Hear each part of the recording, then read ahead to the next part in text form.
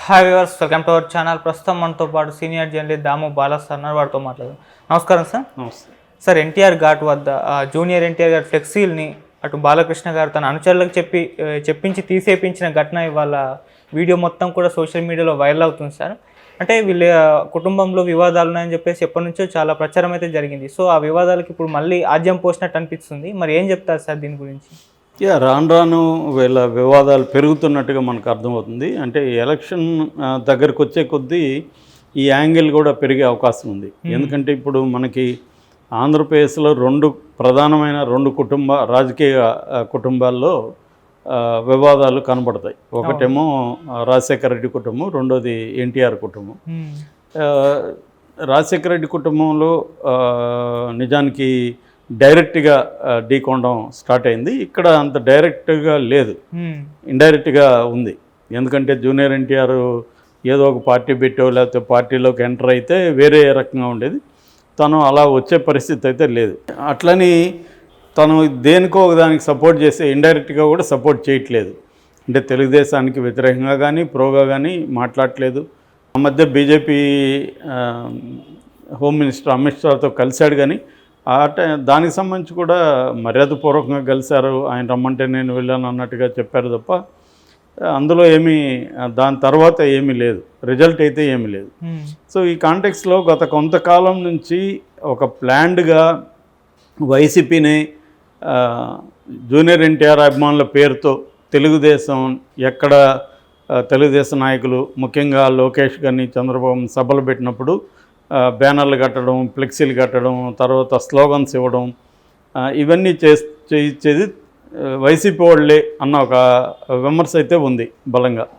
ఎందుకంటే దానివల్ల వైసీపీకి లాభం కాబట్టి. అంటే వీళ్ళ ఫ్యామిలీలో ఉంటే జూనియర్ ఎన్టీఆర్ అభిమానులను రెచ్చగొట్టడం అనేది వైసీపీ చేస్తుంది. అంటే వైసీపీ తెలుగుదేశం ఇటు జనసేన ఇద్దరిని టార్గెట్ చేసి ఇటు జనసేన పవన్ కళ్యాణ్ అభిమానుల్ని రెచ్చగొడుతుంది. మీ నాయకుడు మిమ్మల్ని ముంచేస్తాడు, అతను మిమ్మల్ని అంతా తీసుకెళ్ళి చంద్రబాబు కాళ్ళ మీద పడేస్తారని వాళ్ళని రెచ్చగొట్టడం, ఇటు జూనియర్ ఎన్టీఆర్ ఫ్యాన్స్ని రెచ్చగొట్టడం. సో ఇది ముందు నుంచి జరుగుతుంది. ఇప్పుడు ఏమైందంటే ఈరోజు జరిగింది ఏంటంటే మార్నింగ్ ఈరోజు ఆయన ఎన్టీఆర్ 28వ వర్ధంతి. ఆ సందర్భంగా చాలా అర్లీగానే జూనియర్ ఎన్టీఆర్ అండ్ కళ్యాణ్ రామ్ వెళ్ళి ఆయనకి నివాళులర్పించి వచ్చేశారు. దాని తర్వాత బాలకృష్ణ వెళ్ళాడు. బాలకృష్ణ వెళ్ళినప్పుడు అక్కడ ఆయనకి బ్యానర్లు దర్శనమిచ్చాయి. ఆ బ్యానర్లు ఏముందంటే స్వాగతం సుస్వాగతం జూనియర్ ఎన్టీఆర్కి కళ్యాణ్ రామ్కి అనే ఒక బ్యానర్లు ఉన్నాయి. ఇదేంటంటే బాలకృష్ణ దాన్ని ఇమ్మీడియట్గా తీయించాడు. ఇక్కడ బాలకృష్ణ కక్షగట్టి జూనియర్ ఎన్టీఆర్ మీద తీయించాడు అనేది వాళ్ళు చెప్తున్నారు. బాలకృష్ణ ఫ్యాన్స్ వాళ్ళు ఏం చెప్తున్నారంటే మామూలుగా జూనియర్ ఎన్టీఆర్ ఫ్లెక్సీలు ఇక్కడ పెట్టాల్సిన అవసరం లేదు ఒకటి. రెండవది స్వాగతం సుస్వాగతం ఇదేమన్నా ఆహ్లాదకరమైన ఫంక్షనా లేకపోతే జూనియర్ ఎన్టీఆర్ ఫంక్షనా? ఇది ఒక వర్ధంతి అంటే బాధపడాల్సిన సందర్భం, ఆయన్ని తలుచుకొని ఆయనకి నివాళులర్పించాల్సిన సందర్భం. అటువంటి సందర్భంలో స్వాగతం సుస్వాగతం అని కట్టడం కరెక్టా అనేది మన బాలకృష్ణ ఫ్యాన్స్ పోస్టులు పెట్టి ప్రశ్నిస్తున్నారు. అందులో కూడా వాస్తవం ఉంది. అయితే దీన్ని జూనియర్ ఎన్టీఆర్ ఖండించడం కానీ అది నా ఫ్యాన్స్ పెట్టలేదని కానీ ఏది చెప్పలేదు. ఇప్పుడు ఇదే కాదు, ఎక్కడ బ్యానర్లు కట్టి ఎక్కడ అరిసినా అదంతా వైసీపీ వాళ్ళే చేస్తున్నారని తెలుగుదేశం వాళ్ళు విత్ ప్రూఫ్ కూడా కొన్ని చోట్ల వాళ్ళు మొత్తం సీసీటీవీలు అవన్నీ కూడా ఫుటేజ్ అవన్నీ తీసుకొని కూడా చేశారు. అటువంటి టైంలో కూడా మామూలుగా అయితే జూనియర్ ఎన్టీఆర్ ఖండించాలి, అది నా ఫ్యాన్స్ చేయలేదు, నాకు సంబంధం లేదు అనేదన్నా చెప్పాలి. అది చెప్పట్లేదు. అంటే అతను ఏంటంటే మౌనంగా ఉంటున్నాడు. ఒక్కోసారి మౌనం కూడా మాట్లాడుతుంది. మౌనం మాట్లాడడం అంటే ఏంటంటే ఆయన నువ్వు ఖండించకపోతే అర్థం ఏంటి? నువ్వు సైలెంట్గా ఉంటే తెలుగుదేశానికి జరిగే నష్టం జరగనీలే అని అనుకోవడమే కదా. రెండవది ఏంటంటే అన్నిటికంటే కూడా అందరూ కూడా షాక్ అయింది ఏంటంటే చంద్రబాబు అరెస్ట్ అయ్యి జైలుకి వెళ్ళినప్పుడు కనీసం ఒక మానవత్వ యాంగిల్ అయినా ఒక పెద్ద ఆయన 70 ఏళ్ళు ఆయన్ని జైలు పెట్టడం కరెక్ట్ అయితే కాదు అనేదన్నా చెప్పాలి. అసలు ఖండించడం కానీ పరామర్శ కానీ ఏమీ చేయలేదు. అంతకుముందు కూడా సీనియర్ ఎన్టీఆర్ శత జయంతికి పిలిచినా కూడా వెళ్ళలేదు, ఏదో ఒకసారి చెప్పి. సో ఇలాగా అతను క్లియర్గా ఏంటంటే జూనియర్ ఎన్టీఆర్ తెలుగుదేశంతో అసోసియేట్ అవ్వడం ఏ రకంగానో అతనికి ఇష్టం లేదు. దానికి అతని వైపు నుంచి ఆలోచించినప్పుడు అతను చేస్తున్నది కరెక్టా కాదంటే కరెక్టే. ఎందుకంటే అతను రాజకీయాలకి అతనికి యాస్పిరేషన్స్ ఉంటాయి. అతను వచ్చి ఇప్పుడు లోకేష్కి సెకండ్ ఫిడిల్గా పనిచేయాలి, ఓన్లీ ప్రచారం వరకు పరిమితం అవ్వాలి, అది అతనికి ఇష్టం లేదు. తనకి యాస్పిరేషన్స్ ఉంటాయి కదా. సో తనకున్న కరిష్మా కావచ్చు, తనకున్న ఫ్యాన్ ఫాలోయింగ్, దీనంతా నేనెందుకు వీళ్ళకి వాడాలి, నన్ను ఒకప్పుడు వీళ్ళు వాడుకొని తర్వాత పెట్టేశారు అంటే ఒక దశలో జూనియర్ ఎన్టీఆర్ని తన వారసుల్లాగా చంద్రబాబు ఫోకస్ చేయడం, తీసుకురావడం ఇవన్నీ జరిగాయి. అయితే ఎప్పుడైతే లోకేష్ రంగంలోకి వచ్చాడో ఆటోమేటిక్గా చంద్రబాబుకున్న ప్రయారిటీ మారిపోతుంది. కొడుకుని కాదని జూనియర్ ఎన్టీఆర్ని తీసుకురాలేడు కదా. సో సహజంగానే కొడుకు ఇంపార్టెంట్ అయిపోయాడు.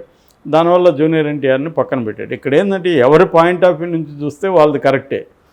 చంద్రబాబు పాయింట్ ఆఫ్ వ్యూ నుంచి చూసుకున్నప్పుడు ఆయన కొడుకు ఇంపార్టెన్స్ ఇస్తాడు, కొడుకుని తన వారసుడిగా ప్రకటిస్తాడు.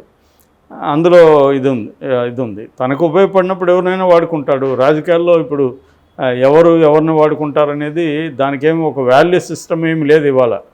ఉపయోగం ఉంటే వాడుకుంటారు, ఉపయోగం లేనప్పుడు పక్కన పడేస్తారు. సో అది అందరూ చేసే పని. చంద్రబాబు ఒకటే కాదు, జగన్ అయినా చేస్తాడు, కేసీఆర్ అయినా చేస్తాడు, ఎవరైనా చేసే పని అది. సో దీంట్లో ఇప్పుడు మనం రాజకీయాల్లో విలువలు లేవని మాట్లాడుకోవడం అది కామెడీ అవుతుంది. ఎందుకంటే రాజకీయాలకి విలువలకి సంబంధం లేదు, అదొకటి. సో కానీ ఈయన పరిస్థితి ఏంటి, తను ఈ రోల్కి పరిమితమై పనిచేయదలుచుకోలేదు, అందువల్ల క్లియర్గా దూరం అయిపోయాడు. కానీ ఇక్కడ ఏమవుతుందంటే బాలకృష్ణ ఎన్టీఆర్, ఒకప్పుడు బాలకృష్ణ ఎన్టీఆర్తో బాగా సఖ్యతగా ఉండేవాడు, ఎన్టీఆర్ కూడా మా బాబాయ్ అంటూ చాలా ఇదిగా క్లోజ్గా ఉండేవాడు. అలాంటిది గ్యాప్ బాగా వాళ్ళ మధ్య కూడా పెరిగిపోయింది. ఈ పెరిగిపోవడంతో బాలకృష్ణ మామూలుగా ఏంటంటే బాలకృష్ణకి లౌకింగ్ కానీ పొలిటికల్గా ఎలా ఉండాలి అదేం తెలియదు. ఆయన ఓపెన్గా ఎలా లోపల అనుకుంటే అలాగ అనేయడం ఆయన నేచర్. అందుకని ఆ మధ్య కూడా ఇక్కడ అడిగితే జూనియర్ ఎన్టీఆర్ ఖండించలేదు, ఐ డోంట్ కేర్ అన్నారు. మామూలుగా వేరే రాజకీయ నాయకులు లోకేష్ ఆ మాట అండవు, చంద్రబాబు అండు, ఆయన వస్తే రాజకీయాల్లోకి వస్తే మేము ఆహ్వానిస్తాం, పార్టీలో చేరితే మేము ఆహ్వానిస్తామని లోకేష్ కూడా చెప్పాడు.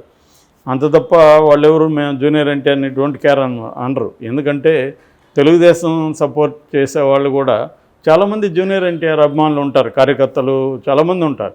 వాళ్ళందరినీ దూరం చేసుకోవడం వాళ్ళకి ఇష్టం లేదు. ఈవెన్ పవన్ కళ్యాణ్ కూడా ఇతర హీరోల అభిమానులను కూడా అడ్రస్ చేస్తూ వాళ్ళందరినీ కూడా ఇన్వాల్వ్ చేస్తూ మన వారాహయాత్రలో చేశాడు. ఎందుకంటే ఖచ్చితంగా ఒక హీరోకి ఖచ్చితంగా ఒక అభిమాన వర్గం అంటూ ఉంటుంది, వాళ్ళు చాలా యాక్టివ్గా ఉంటారు. అలాంటి యూత్ ఓట్లు వేయించడంలో కూడా చురుగ్గా పనిచేస్తారు. వాళ్ళని యాంటగనైజ్ చేసుకోవడం అనేది ఇష్టం ఉండదు. కానీ బాలకృష్ణకి అవన్నీ ఆలోచించాడు. ఆయన చాలాసార్లు ఇంపల్సివ్గా ఉంటాడు, తనకేమనిపిస్తుంది మాట్లాడు. అలాగే ఆయనకి అది చూడగానే బ్యానర్స్ ఆ టైంలో కోపం వచ్చింది, తీపిచ్చాడు. సో దీన్ని ఇప్పుడు ఏమంటే కొడాలి నాన్న లాంటి వాళ్ళు సీరియస్గా రియాక్ట్ అయ్యారు. ఇతను బాలకృష్ణ వాళ్ళ నాన్న చనిపోయినప్పుడు కూడా ఏమీ స్పందించలేదు, చంద్రబాబు చంపేశాడు, ఆయన్ని మానసిక వేదనకు గురి చేసే చంపేశారు. అప్పుడు బాలకృష్ణ అలాగే చేశాడు, ఇప్పుడు జూనియర్ ఎన్టీఆర్ని కూడా అలాగే చేయడానికి బాలకృష్ణ నిర్ణయించుకున్నాడు. అయినా అప్పటి ఎన్టీఆర్ కాదు జూనియర్ ఎన్టీఆర్. సో బాలకృష్ణలో 100 మంది వచ్చినా జూనియర్ ఎన్టీఆర్ వెంట్రుకు పెట్టలేడని అతను అక్కడ మాట్లాడాడు. చాలామంది ఇప్పుడు junior NTR fans versus Balakrishna fans ఒక battle, social media battle start అయిపోయింది ఆల్రెడీ. సో ఇది నిజానికి తెలుగుదేశానికి కొంత ఇబ్బందికరమని చెప్పచ్చు. ఎందుకంటే ఇప్పుడు వీళ్ళు జగన్ ఫ్యామిలీలో వచ్చిన రిఫ్ట్ ఏదైతే ఉందో దాన్ని తమ పొలిటికల్గా వాడుకుందామని తెలుగుదేశం ప్లాన్ చేస్తుంది. దానికి రివర్స్గా తన కుటుంబంలో తన ఫ్యామిలీలో కూడా ఇటువంటి ఇబ్బందులు ఉండడం